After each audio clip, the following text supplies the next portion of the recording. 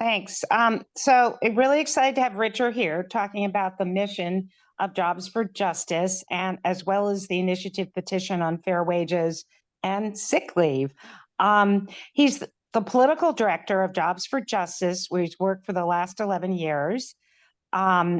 He's as part of Jobs for Justice, he's helped lead successful campaigns to raise minimum wage, repeal right to work, and pass Clean Missouri, expand Medicaid, and defeat attacks on our initiative petition process. Wow. That is like progressive Missouri right there. Anyway, prior to joining Jobs for Justice, he worked in the labor movement, organizing for the Communication Workers of America. I think he was also active at WashU, which I think is Dave's alma mater. He lives in St. Louis with his wife and 2 boys and enjoys playing and coaching ice hockey. Okay, I'll give it to Richard. We're excited to have you here, and thanks for making time for us. Absolutely. And I don't know, I do have the ability to share the screen. Yes, you can share your screen. So I will do that and try to go through a PowerPoint here. That's great. I would ask, I think, Levi, as a member of the press, I mean, I would like to just give a presentation here. If there are follow-up questions that you want to have, particularly for me about the campaign, I'd ask that we maybe do that separately, and that what I talk about here sort of be off the official record. Is that okay with you? Yeah, that's all right with me. Great. Thank you. I appreciate that. Okay, so my name, like Alice said, my name is Richard von Glahn. I am the political director at Missouri Jobs with Justice.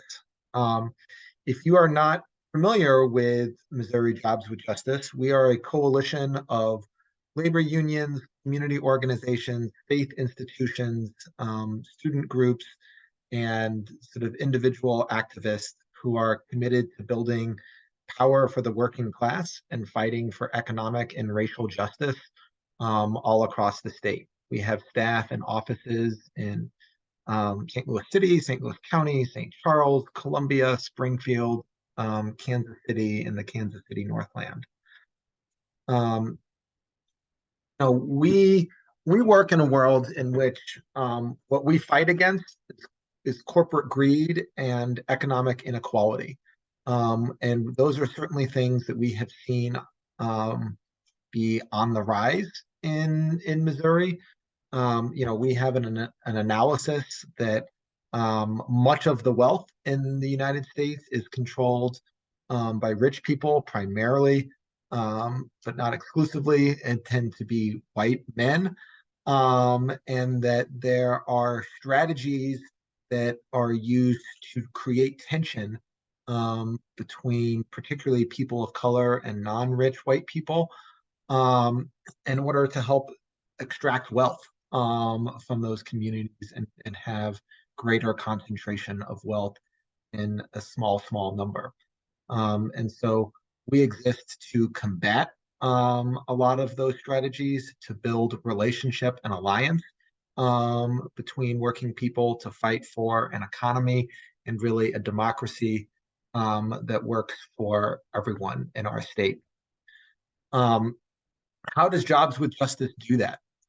We have a program of what we call year-round voter engagement, where we are talking to voters not just during elections, but in between elections, finding out what are the issues that are important to them, how are they feeling about the state of the economy and the state of democracy, and trying to have less transactional relationships than sometimes what political campaigns might do. Voters get very used to getting their doors knocked 6 weeks before an election, but not always 18 months before an election. And so we look to have deep conversations with voters about the issues that they're facing. We do issue-based organizing. As Alice mentioned, we've worked on a number of initiative petitions, the minimum wage, right to work, Medicaid expansion, Clean Missouri. different things that we try to bring issues directly to voters, and use the 100-year-old tradition of direct democracy in Missouri, to allow voters to have a say on issues that directly impact them. We do work around candidate pledges. We encourage candidates to, work and pledge to the community on a set of values as to what they would do as elected officials. We do not traditionally endorse candidates for office, or run political campaigns, but we do try to educate the community on what positions candidates have, particularly on issues of workers' rights and economic justice. But we view, candidate endorsements are really, there's lots of groups that do that. And so we don't usually directly get engaged in that. We work in the legislature. We work to lobby the legislature to pass issues of importance to working families. Sometimes, obviously, this slide says legislative defense. We spend a lot of time, sadly, in Missouri, defending our communities from dangerous ideas, whether it's cuts to unemployment insurance or restrictions on the initiative petition process or attacks on the minimum wage or collective bargaining rights. Sadly, we're often in a defensive posture with the legislature. But then there are things that, sometimes positive things that get done there as well. And a lot of this work, Jobs for Justice, raises money. We do larger fundraising events. We ask people to be individual members of our network, to help build an institution that can have year-round canvassing capacity, can have staff and offices all across the state and doing the work. And then really sort of at the core of our network, we are a solidarity network. When organizations or individuals who are members of ours ask for help, we encourage people to show up for them. United Auto Workers going on strike today at Wentzville. We will be there. We will be on the picket lines with them. We will be helping raise funds to support for food or diapers or other things that those workers need. But we try to be in service to and following the leadership of those workers, and support them. So you will often see us attending rallies, inviting our activists and members to turn out to events and things across the state. So what has all of that meant in the state? What has Jobs with Justice been able to play a key role in? Well, we're very proud, that we worked with labor unions. I was the coalition director in the Right to Work campaign in Missouri in 2018, and that we were able to protect collective bargaining rights and the ability of workers to organize themselves into powerful institutions that could fight for their rights. We won in 2018 a gradual increase in the minimum wage that took it from $7.85 at that point up to $12 where it is today. And I'll talk more about continuing, that tradition that forward. We lobbied the legislature for over a decade on fighting to expand Medicaid, and that was just clearly not going to work. We helped lead the campaign to expand Medicaid in Missouri, providing insurance to over 250,000 Missourians and critical funding to especially rural hospitals that, sadly, 10 years of legislative inaction put a lot of them in economic dire straits that some of them have not even been able to recover. We do in electoral races, we're very happy that a majority of the members of Columbia City Council, signed the Jobs with Justice pledge. It is a pledge that was developed with our member organizations and neighborhood organizations in Columbia, that we can have a city council that pledges to work for our community, and support community needs. We canvassed in Kansas City to help win over $50 million in funding for affordable housing in Kansas City. Kansas City is experiencing a lot of gentrification and displacement in traditional neighborhoods, and we're happy to support funds to help keep people in their homes.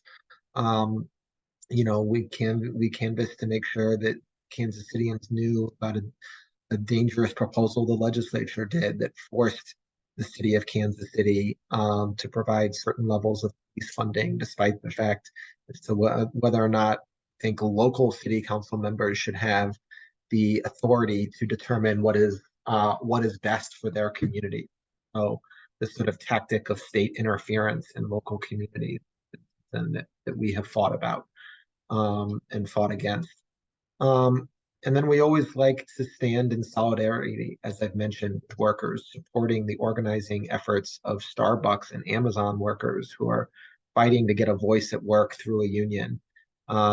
We have a campaign called Care Over Cost, where we seek to expose and pressure insurance companies who are denying care, necessary health care to people, even people with insurance.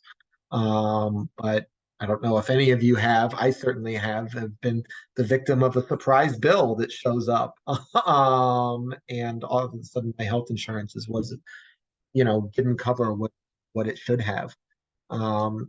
We've supported VA workers at a hospital in St. Louis that was threatened with closure.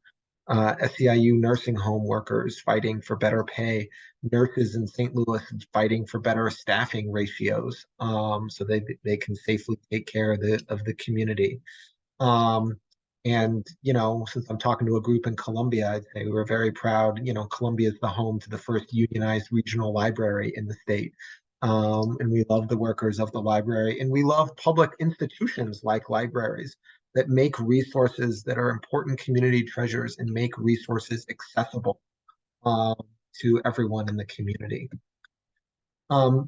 We do all of this. In fact, the concept of a solidarity network, Jobs with Justice, is structured around a thing that we call the Be There Pledge. And the Be There Pledge, and I'll just read it real quick. I will be there to fight for an economy, a democracy, and a Missouri that works for all of us, no matter the color of our skin, our zip code, or what's in our wallet. I commit to be there at least 5 times a year, standing up for our rights as working people, Black, brown, and white, to good jobs and healthy communities, supporting the rights of all workers to organize and bargain collectively, fighting for fair wages in the face of corporate greed, fighting against white supremacy wherever I encounter it, and showing up for racial justice, organizing the unorganized to take aggressive action to secure a good and strong future for all of us, mobilizing those already organized to join the fight for Jobs with Justice. So we ask people to show up 5 times a year for somebody else's fight as well as your own. That is how we are going to have members of the community show up to support the United Auto Workers, and how we had members of the community prepared to show up and support the Teamsters. And it's why we have auto workers right now, even as they're facing a strike, gathering signatures to increase the minimum wage and secure paid sick days for all. Because when everyone starts showing up together, we can all start winning better. So that's a little bit about Jobs with Justice, what Jobs with Justice is, and how we do our work. I'm happy, Alice, I can stop here and take any questions about just us organizationally before I talk about the specific campaign that we're helping run this year on Missourians for Healthy Families and Fair Wages. Or I can go through I can keep going. What's better? Anybody have burning questions? Going once. Going twice. Okay, keep going. Okay. But don't think you're off the hook. I'm sure we'll have questions. Yeah, that's fine. That's fine. So I'll give a sort of specific example as to the work that we're doing that is certainly relevant right now. So the first part there I was talking is Richard Von Glahn, political director of Missouri Jobs with Justice. Now I will be talking about Missourians for Healthy Families and Fair Wages, which I am also the campaign manager of. Um, so the ballot initiative process, what is it, and why and how do we use it? Because we know that there are issues that are very popular with voters, that, you know, don't get the prioritization and time they need in Jefferson City, to move forward. I think we can all be probably pretty familiar with what the concept of that is.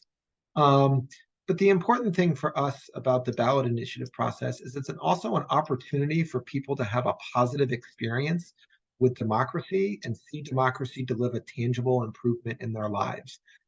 We fight against the apathy and the cynicism that sometimes people can feel when our government is not meeting our needs and delivering tangible improvements in our lives. We want people to value the democratic process, and we think that that is a positive.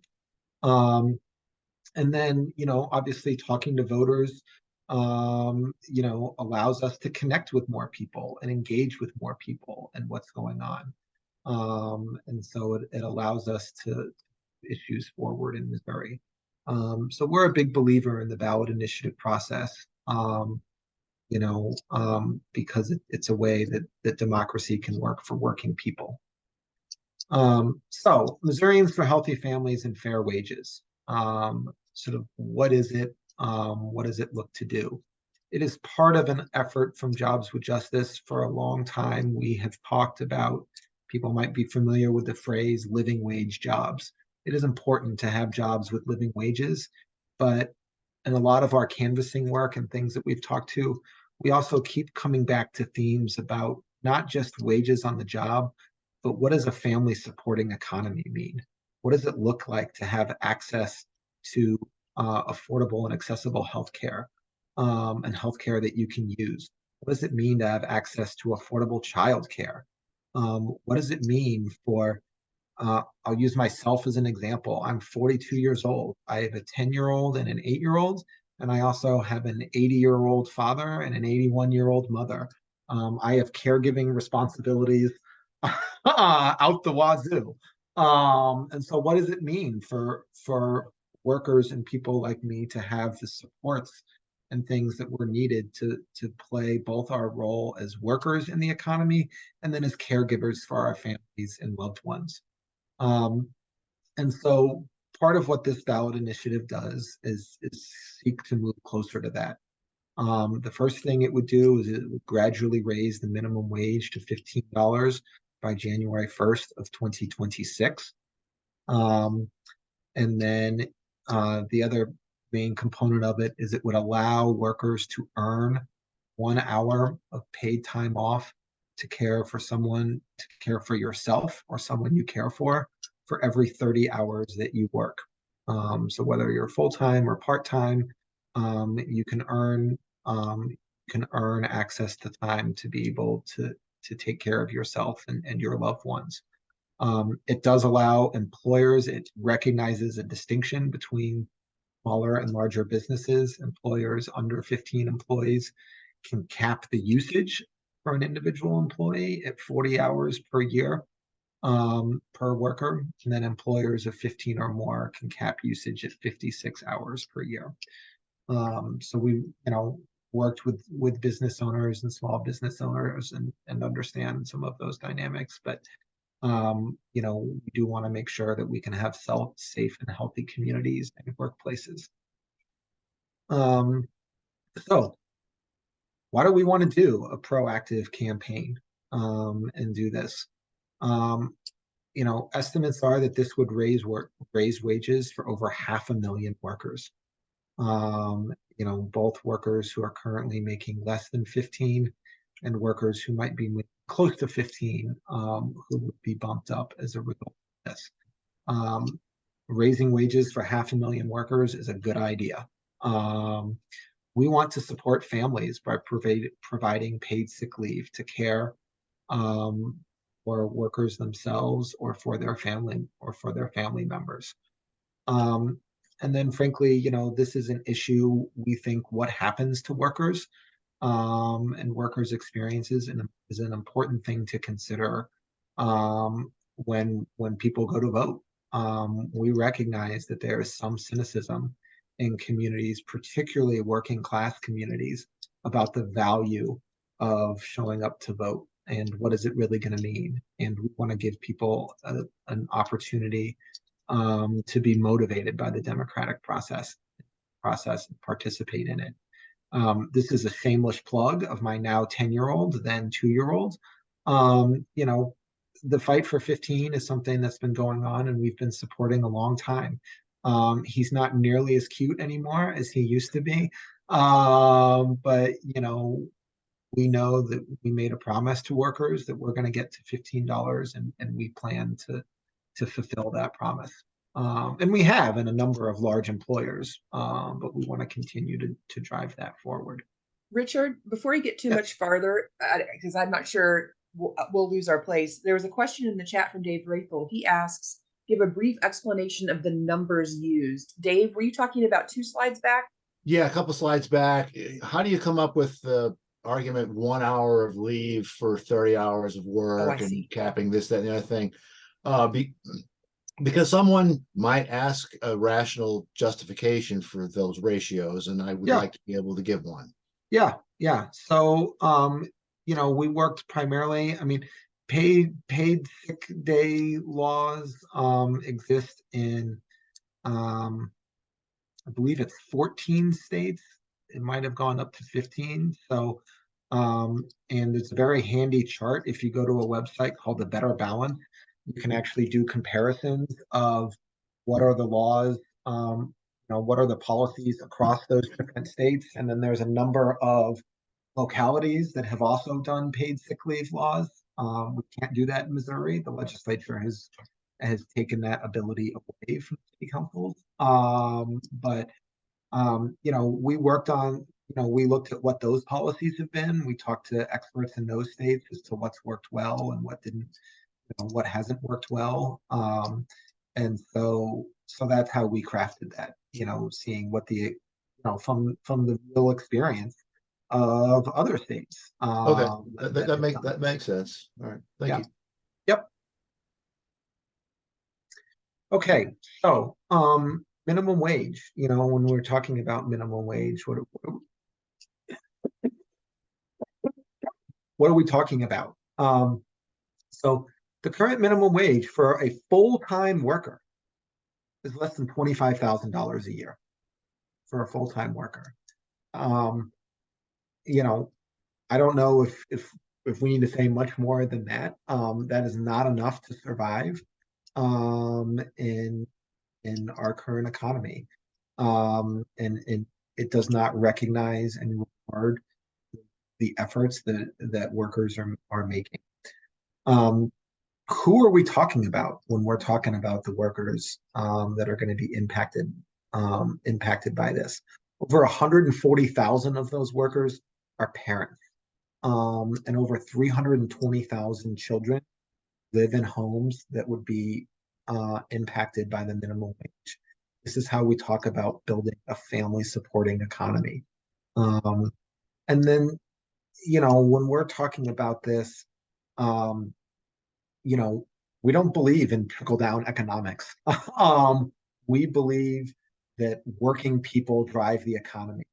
And this is actually a quote from, you know, some polling and survey work that we've done. This is a quote from Missouri Voter. The economy needs workers to be paid decent wages in order for them to put money into the economy itself. If employers don't pay well, the economy suffers for everyone, including their own business. We have seen this. We have a consumer-driven economy, and when working people get an extra, you know, raise, they spend it at their local mechanic, you know, fixing their car. They spend it at the local grocer, hoping to put food on the table. There's a multiplier effect in spending in the local economy that happens when especially low wage workers get increases. they don't take those increases and put them in Cayman Island stock accounts that really don't drive economic activity in our community. Paid sick leave. Look, everybody gets sick or has a relative who gets sick. We've all had this experience. It is not anybody's fault. It is just a thing that happens. But when we've looked at this policy, paid leave is a benefit that is nearly universal for executives, for white collar professionals. It is a very common benefit in those sorts of settings, but it is often not provided to the frontline workers, the people that we just spent the last 3-4 years calling essential. Nursing home employees, childcare workers, construction workers, the people that keep our economy humming, they often don't have access to paid sick leave. And so when they are sick or they have a loved one who's sick, they are faced with the question of, do I go to work sick and risk harm to myself or my coworkers? Or do I stay home and lose a check and then I can't afford rent or utility bill at the end of the month? That is not a question any working person should ever have to face, because we're all going to get sick. And so, we know that there is dignity in all work and all jobs, but sadly, not all employers give workers the dignity that they deserve. So this is, again, a quote from, some surveys that we've been doing from the Missouri Voter. Basic workplace dignity involves a number of key components: predictable hours, occasional paid time off, and the ability to take annual vacations. So, that is what we see and what we hear from workers, that workers recognize it part of a component of a good job. And so then, overall, as we talk about this initiative, we recognize and we hear a lot of times, a lot of debates in Jefferson City about the importance of maintaining physical infrastructure like roads, bridges, and schools. Those things are critically important, but it is also critically important to look after the workforce infrastructure that makes living and working possible. That means good laws and guardrails for livable wages, benefits, job security, opportunities, and so on. A solid workforce infrastructure makes the difference between people and communities struggling, being able to make real progress with education, retirement savings, starting a small business, and getting able to make the most of the opportunities that you have.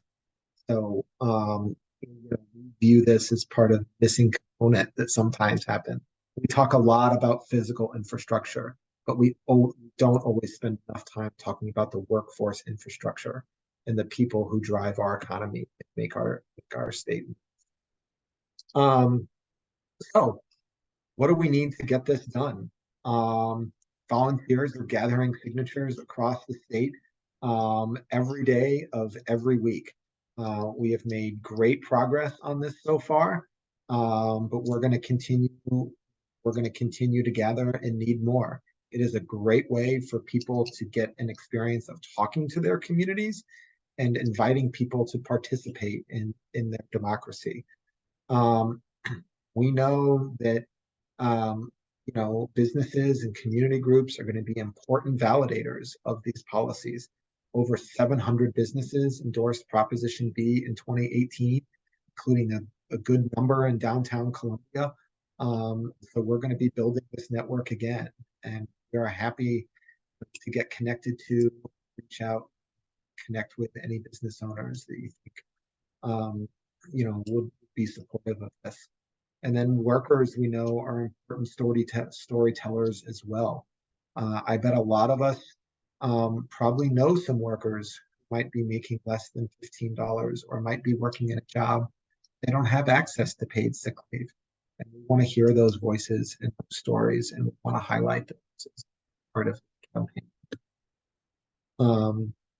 So, I'm happy to answer some questions about this, but I also want to encourage people to think about what are things that we could be doing to help get this on the ballot. You know, what are events that you can help us with, or even if you can't attend, but you say, hey, JWJ, there's, you know, the soybean festival up in, you know, Mexico. Do you know about that? I think it got rained out a couple of weeks ago, but maybe it's getting rescheduled. Or, you know, there's this thing in Moberly, or there's this thing down in Ashland. You know, we want to get out and we want to connect with people.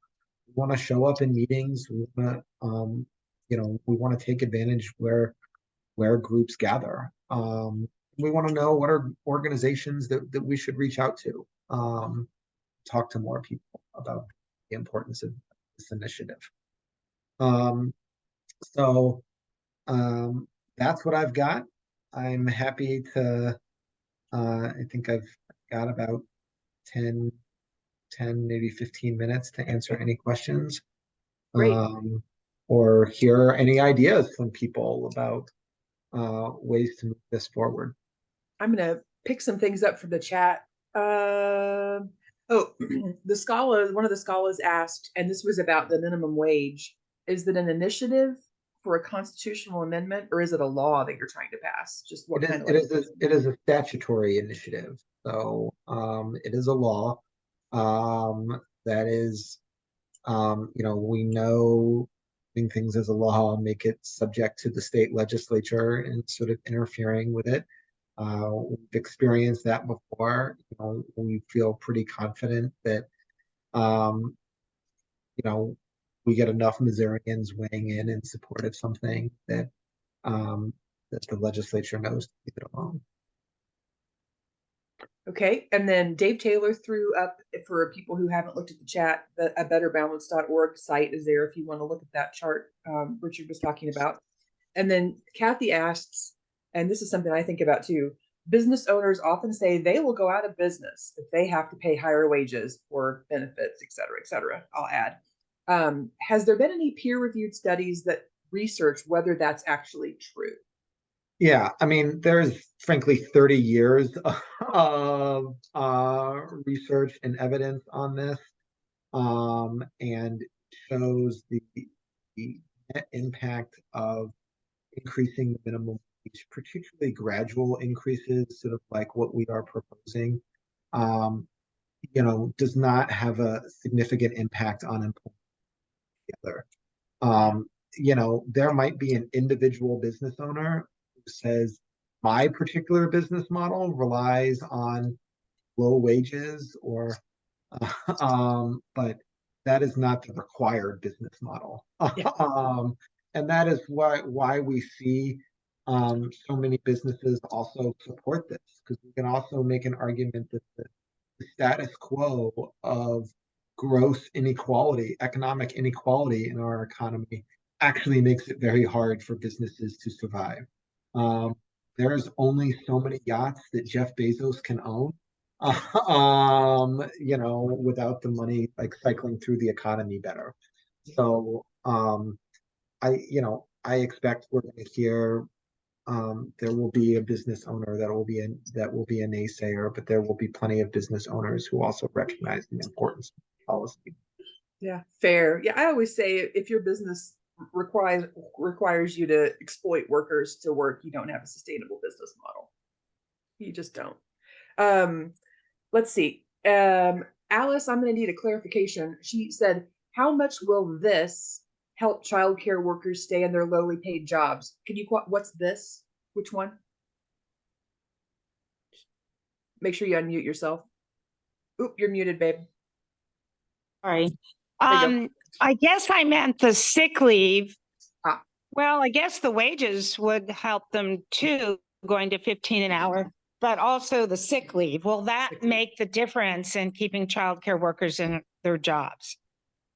I mean, Enough of the difference. childcare workers are part of a workforce that I think will be impacted both on the minimum wage increase and paid sick leave. So, you know, we hope improving those jobs will help reduce turnover. I think a lot of people pay attention to the childcare workforce and how important it is. You know, I will take this moment to give my own personal story on this. My wife is a Montessori teacher. She works with, Wow. kindergarten age children, and she works in a school that serves a lot of low-income families.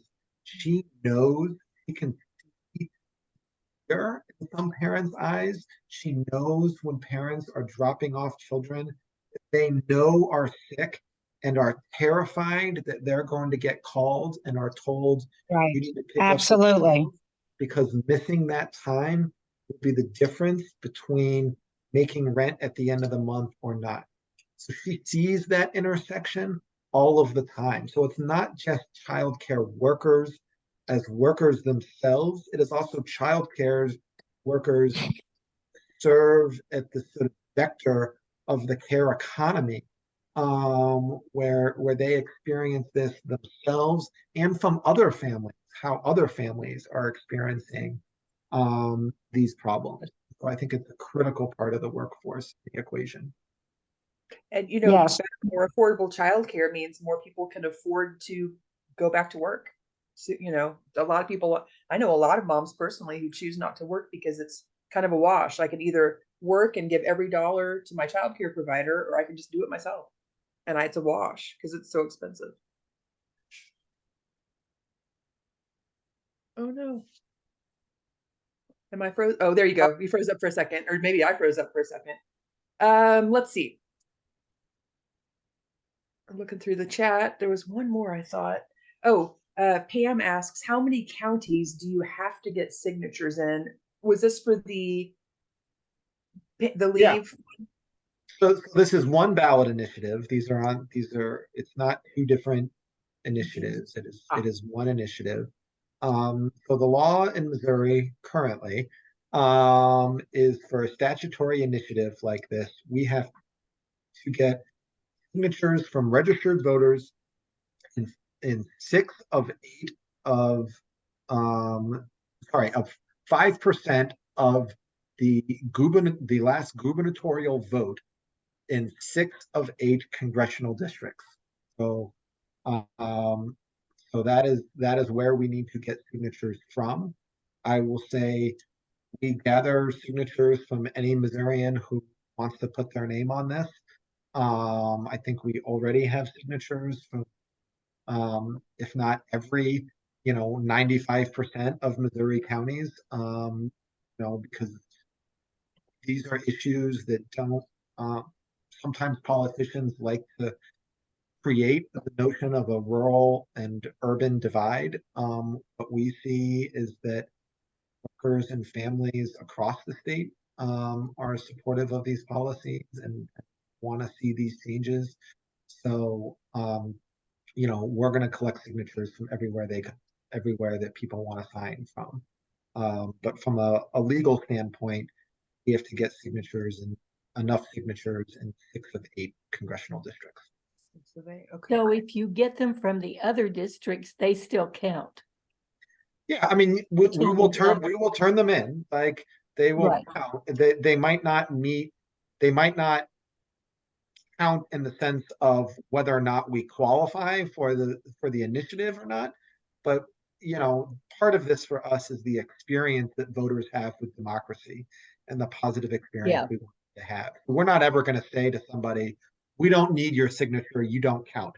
That would be counterintuitive to what we're trying to do. So when do you plan to be able to turn them in?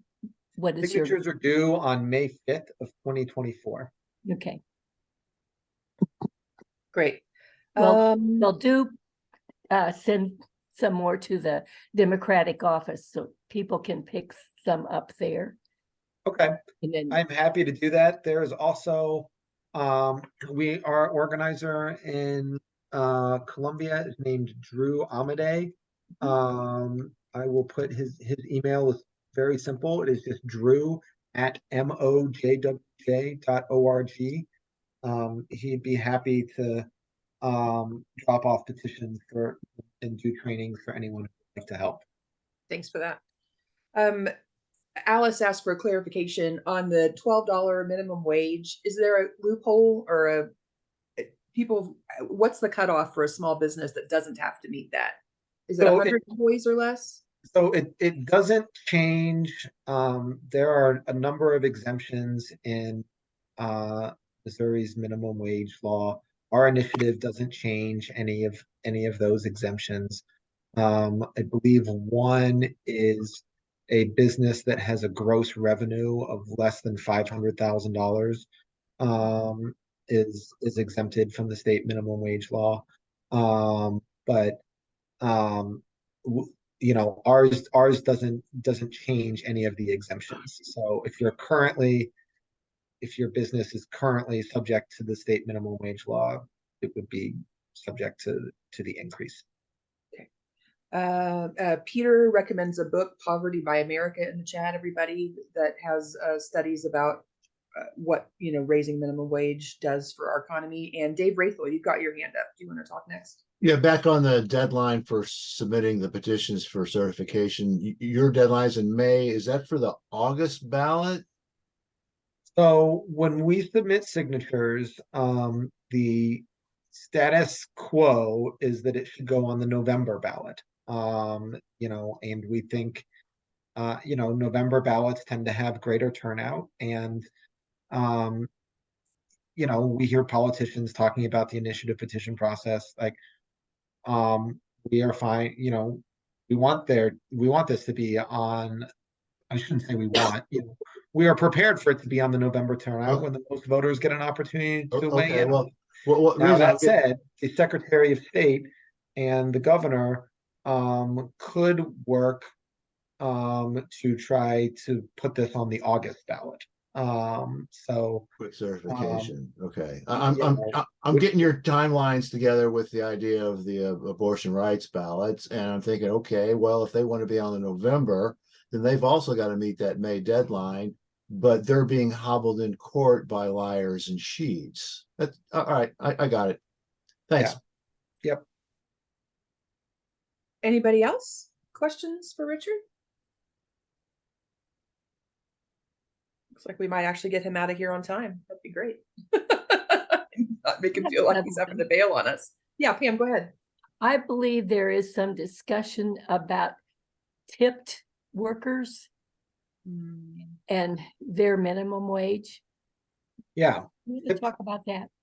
Tipped workers are frankly subjected to a sub-minimum wage. Right. And it has been stuck at the federal level for almost 30 years. I want to say it's maybe $2.70 an hour. And then they have to make up the rest in tips. In Missouri, actually in a 2006 minimum wage campaign, we changed that so that employees have to make at least 50% of the minimum wage as part of that. And so that is you know, that is one of the exemptions that exist that isn't changed by this initiative. There are some states that and cities that have been looking at eliminating that practice of a sub-minimum wage, doing so, but our ballot initiative keeps the status quo, which is what voters changed in 2006. Okay, And thank the you. percentage just makes so much more sense because then it rises with the, yeah. Kathy, I see your hand is up. What would you like to ask? I wanted to go back to Missouri Jobs with Justice and ask, is the pledge, and unless you already answered this and I missed it, is the pledge that the city council members signed, is that the Be There pledge, or is that something different? No, so we developed, and sorry, I'm not from Columbia, so I don't want to misspeak as to what the Columbia Pledge is, because we've done this in St. Louis and in Springfield. You know, our member organizations come together and sort of develop a, you know, here's our vision for the city, what it might need. It might include increased funding for public transit or something for city employees or different things. And then we go out and talk to voters and say, you know, do you agree with these sort of issue priorities for our city? And if voters say yes, and you know, and we ask candidates as well, do you agree with these priorities? We've had candidate forums, I know, in Columbia, where people have come and talked about that. And then we educate the public. We say, hey, you know, we invited all the candidates to come. this is what they said. And people can, make informed votes and decisions based on that. Okay, we're going to let the Tillamas have the last question because I know Richard needs to get on to his next thing. So Herb or Sue, go for it. It's Sue because Herb's not here, and that's why I didn't get on because I'm having trouble. I haven't been getting the emails, and I didn't realize that quite so much. Anyway, I actually don't have a question. I will say I really support you. I think we need to be getting out the message to Americans that they generally are being screwed because we don't have the social service and the health care and the rules that most of the developed countries have. And when I say that, you even in Canada, all my relatives are Canadian. On my end of the family are Canadians, and they even have to give severance pay. Some places in Europe, not only do they have to give severance pay, but the company may get penalized for dropping numbers of employees, to lowering their numbers of employees. But if we had universal health, we have so much stress out, let's lower taxes, let's lower taxes.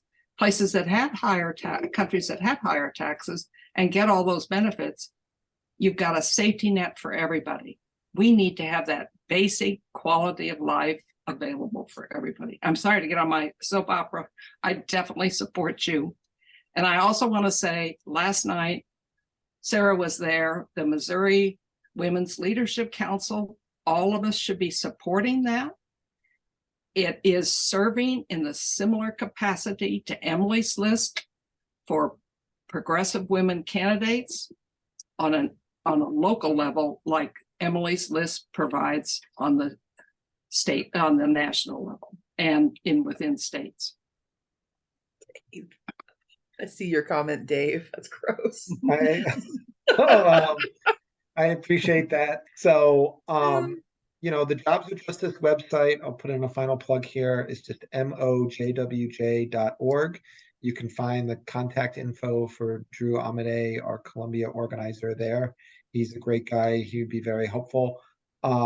If you want to support the work of Jobs with Justice, you can do that at mojwj.org/donate.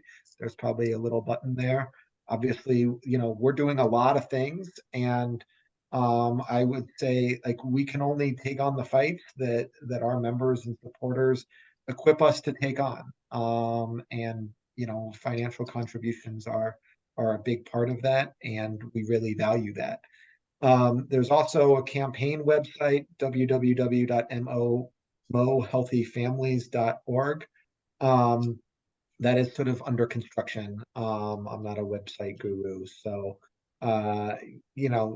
give me some patience on that. But there is an Act Blue link there that if you want to support the initiative petition directly, you can give there. And all of that is greatly valued and appreciated. Great. Well, thank you so much for being with us today, Richard. We appreciate your time and all the work that you do to, make our lives easier for working class families in our state. Appreciate you very much. Thank you very much. Thanks very much. Thank you. And keep us in mind when it is on the ballot to help educating the voters about this issue. Yeah, we're always happy to have your stuff out on our tables and such. Outstanding. Thank you all. And does Levi have a question? Okay.